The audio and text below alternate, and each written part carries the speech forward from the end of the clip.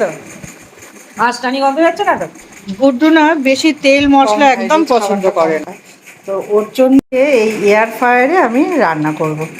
মাছ pomfret মাছ fry করব। ওর মতো একটাই করছি, কারণ আমরা আজকে সব ইলিশ মাছ খাচ্ছি। তো মাছটাতে কি করব না, মাছটাতে না একটুখানি তেল ব্রাশ করে দেবো।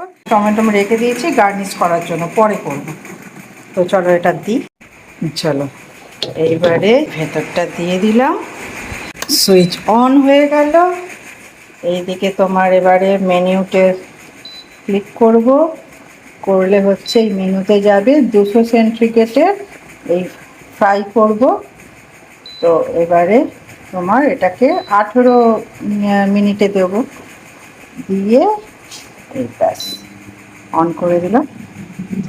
বাস তৈরি হয়ে গেল আমার এয়ার ফ্রায়ারের মাছ ভাজা।